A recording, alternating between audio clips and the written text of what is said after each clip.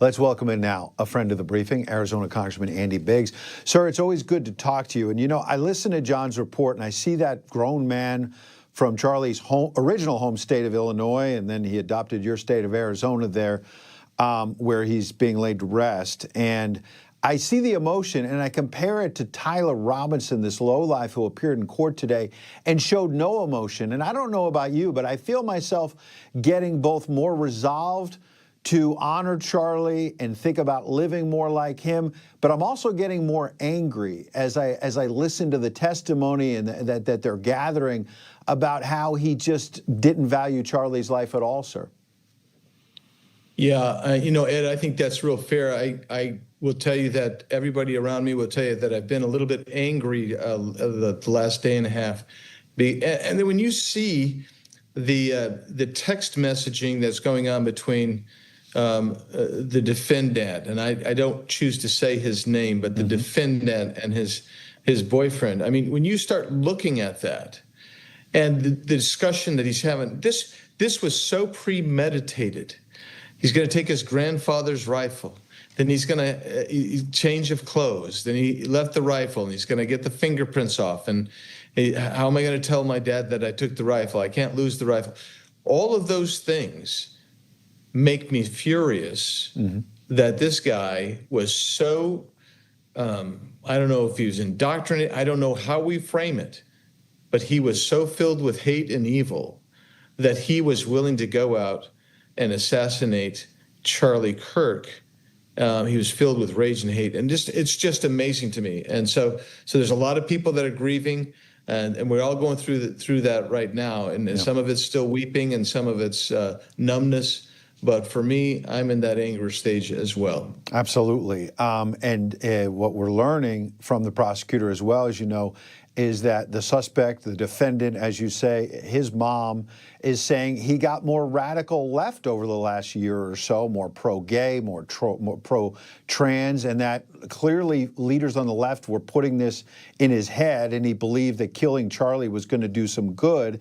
We just had a thoughtful conversation with your colleague, Rich McCormick, about the line between hate speech and free speech, because conservatives like yourself were very upset about social media giants and others suppressing our free speech rights, say in the 2020 election. And so how do you find that line? And what are your thoughts about cancel culture? Because, you know, the left loved cancel culture when they were hanging conservatives to dry.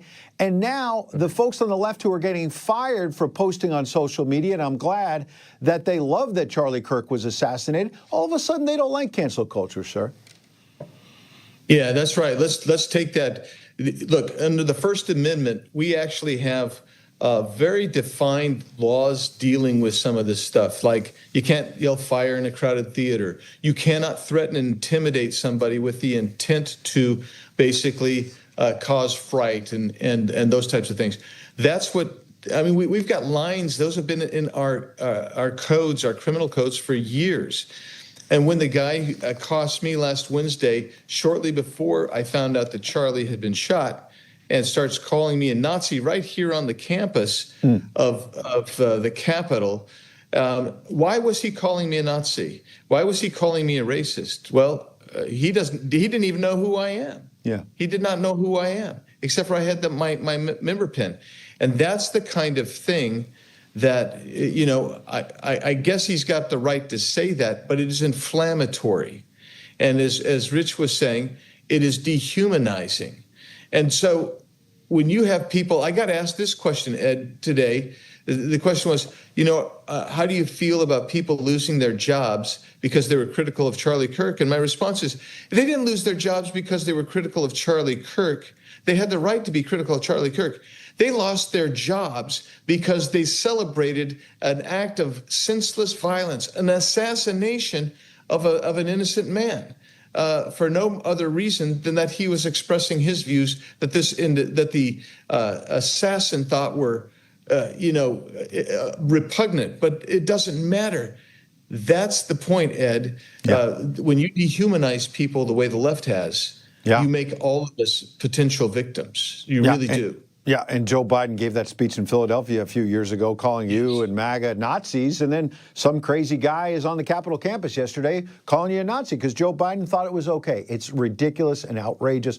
Congressman, thanks for calling it out. We'll see you out in your home state of Arizona. It's going to be sad, but it's also going to be uplifting, I suspect, because Charlie's leaving an awesome legacy. Thanks for sharing your thoughts tonight. You bet. Thanks, Ed.